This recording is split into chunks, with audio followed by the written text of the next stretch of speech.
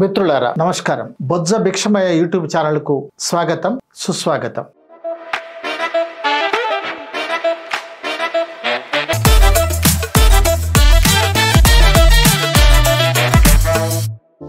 December 6 భారతదేశ చరిత్రలో ఒక మహానీయుణ్ణి కోల్పోయినటువంటి దినం. ప్రపంచంలో కూడా ఒక జ్ఞానవంతుడైనటువంటి మహాపండితుడైనటువంటి రాజకీయవేత్త అయినటువంటి ఒక సిద్ధాంతకర్త అయినటువంటి డాక్టర్ బాబాసాహెబ్ అంబేద్కర్ మనల్ని విడిచిపెట్టిన రోజు. దేశవ్యాప్తంగా ప్రపంచవ్యాప్తంగా 69వ వర్ధంతిని జరుపుకోబోతున్నారు. ఈ సందర్భంగా డాక్టర్ బాబాసాహెబ్ అంబేద్కర్ కు జోహార్లు అర్పిస్తూ వారికి నివాళులు అర్పిస్తా ఉన్నాం, శ్రద్ధాంజలి ఘటిస్తా ఉన్నాం. అంబేద్కర్ పై చర్చోపచర్చలు దేశవ్యాప్తంగా ప్రపంచవ్యాప్తంగా అనేక సంవత్సరాలుగా జరుగుతా ఉన్నాయి, భవిష్యత్తులో కూడా ఇంకా జరుగుతాయి. అంబేద్కర్ యొక్క ప్రాముఖ్యత, ప్రాసంగికత రోజు రోజుకు పెరుగుతా ఉంది, ఆయన అవసరం పెరుగుతా ఉంది. ఈ స్థితిలో కొన్ని ముఖ్యమైనటువంటి అంశాలపై అంబేద్కర్ యొక్క అభిప్రాయాలను అంబేద్కర్ మాటల్లో తెలుసుకుందాం. అంబేద్కర్ ఒక కులవాది అని కొందరు అంటారు. ఇది నిజమా? ఇదే విషయం డాక్టర్ బాబాసాహెబ్ అంబేద్కర్ కుల నిర్మూలన అనే తన పుస్తకంలో ఏం రాశాడంటే, ఒక కులం పునాదులపై ఒక జాతిని గాని నీతిని గాని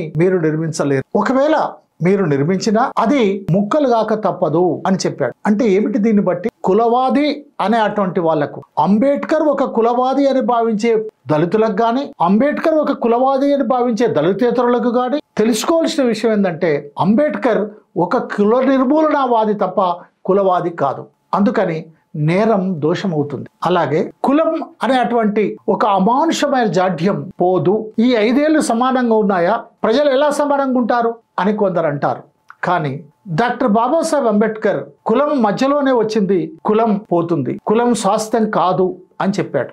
అందుకు డాక్టర్ బాబాసాహెబ్ అంబేద్కర్ ఏం చెప్పాడంటే, కుల నిర్మూలన అనేటువంటి పుస్తకంలో అక్కడక్కడ వర్ణాంతర భోజనాలు పెట్టడం కానీ, అక్కడక్కడ ఏదో కులాంతర వివాహం చేయటం వల్ల మాత్రమే కులం పోదు. అయితే రక్త మార్పిడి కులం పోవటానికి ఒక ప్రధానమైనటువంటి కారణం. రక్త సంకరణం జరగాలి. అందుకు వర్ణాంతర కుల వివాహాలు, ప్రేమ వివాహాలు, కుల రహిత వివాహాలు ముఖ్యమైనటువంటివి అని చెప్పినప్పటికీ ఆయన ఇంకో ముఖ్యమైనటువంటి విషయం కూడా చెప్పింది ఏంటంటే, మన దేశంలో మనం అనుసరించాల్సినటువంటిది ఏమిటి అని అంటే, హిందూ శాస్త్రాల ఎడల, మూఢ విశ్వాసాల ఎడల, నమ్మకాల ఎడల ప్రజలకున్నటువంటి విశ్వాసాలను తొలగించటం కోసం చైతన్యపూర్వకంగా, ప్రేమపూర్వకంగా ప్రయత్నం చేయాలి. ప్రజల్ని చైతన్యపరచాలి. ఆ కబంధ అస్తాల నుండి ప్రజల్ని బయటకు తీసుకురావాలి. మత ఆచారాలపై, సాంప్రదాయాలపై ఆధారపడి కులం ఏర్పడిందో ఆ మత ఆచారాలు, సాంప్రదాయాలను రద్దు చేయగలిగినప్పుడు మాత్రం కులం పోతుంది అని చెప్పాడు. అంబేద్కర్ మతవాది కాదా, ఎందుకంటే బౌద్ధ మతంలో చేరాడు గనక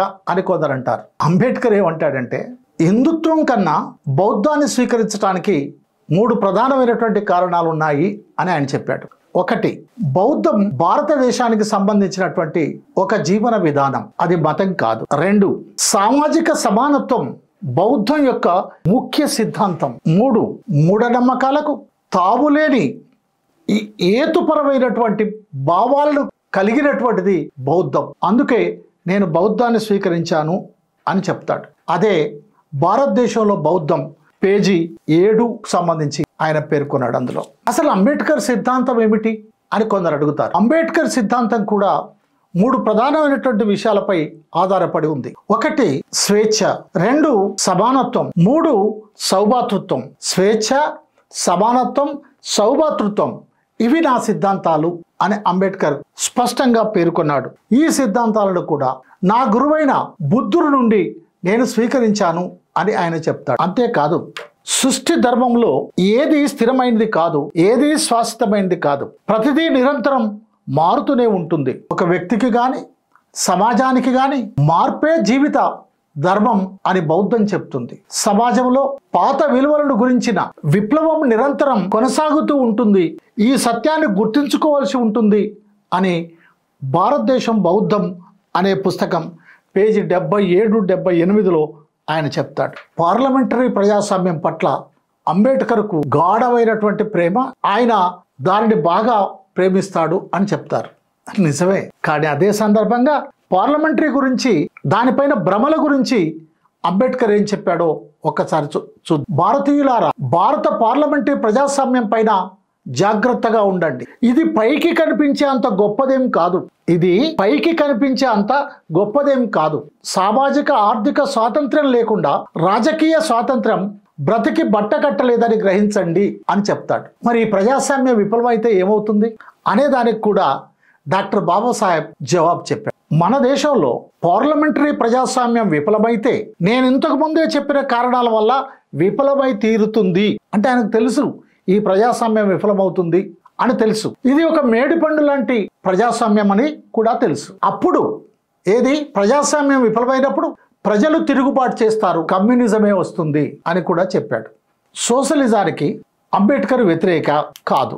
సోషలిస్ట్ సిద్ధాంతంతో లక్ష్యంతో విశ్వాసం కలిగిన వాడిని నేను కనుక సమాజంలోని వివిధ వర్గాలను గ్రూపులను సంపూర్ణంగా సమానత్వంతో చూడాలని భావిస్తాను. ఈ సమస్యకు ఇతర సమస్యలను కూడా నిజమైన పరిష్కారాన్ని సోషలిజం ఒక్కటే అందివ్వగలదని నా నమ్మకం అని ఆయన కులడెరువుల్లా పేజీ నంబర్ 27లో చెప్తాడు. అంబేద్కర్ కమ్యూనిజాన్ని మార్క్స్ను అధ్యయనం చేశాడా అనే కొందరు అడుగుతారు. అంబేద్కర్ ఏం చెప్పాడంటే, నేను రాజకీయ శాస్త్ర విద్యార్థిని, అర్థశాస్త్ర విద్యార్థిని, నేను ఆచార్యుడిని కూడా. కారల్ మార్క్స్ని కమ్యూనిజాన్ని అధ్యయనం చేయడానికి చాలా సమయాన్ని వినియోగించాను. బుద్ధుని దమ్మను కూడా నేను అధ్యయనం చేశాను. ఈ రెండింటిని తులనాత్మకంగా పరిశీలించినప్పుడు ప్రపంచంలో దుఃఖం నివారణకు బుద్ధుడు సూచించినదే క్షేమమని సరైనదని నేను నమ్మాను. అంబేద్కర్ కమ్యూనిజానికి వ్యతిరేకమా? కొందరు వ్యతిరేకం అని కూడా అంటారు. కానీ ఆయన తన మిత్రుడు గైక్వాడ్కు రాసిన లేఖలో ఈ విధంగా పేర్కొన్నాడు. నా రాజకీయ తత్వం ఇప్పటికిప్పుడు మన ప్రజల సంక్షేమానికి ఉపయోగపడుతుందని నేను భావించడం లేదు. నాకు తప్ప ఇంకెవరికి మన ప్రజల దుర్వ్యవస్థ తెలియడం లేదు.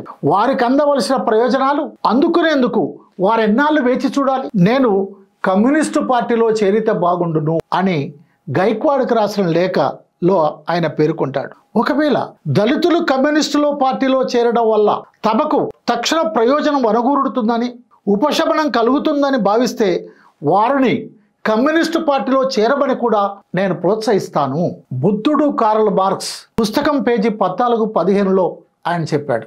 మిత్రులారా, ఇప్పుడు చెప్పండి, డాక్టర్ బాబాసాహెబ్ అంబేద్కర్ కళ్ళగన్నటువంటి సమానత్వం, సౌభాతృత్వం, స్వాతంత్ర్యం రావాలి అని కోరుకున్నటువంటి వ్యవస్థ విఫలమైనప్పుడు కమ్యూనిజమే వస్తుందని బాబాసాహెబ్ చెప్పాడు. అందుకని దళిత సోదరులు కమ్యూనిస్టు పార్టీలకు కమ్యూనిజానికి వ్యతిరేకంగా ఉండకూడదు. అది వర్గ సంఘ పార్టీ అని కులాలను పట్టించుకోదనేటువంటి భావనతో ఉండకూడదు. అదేవిధంగా కమ్యూనిస్టులు వామపక్షవాదులు కూడా దళితులంటే కులవాదులని, అంబేద్కర్ అంటే కులవాది అనే భావనతో ఉండకూడదు.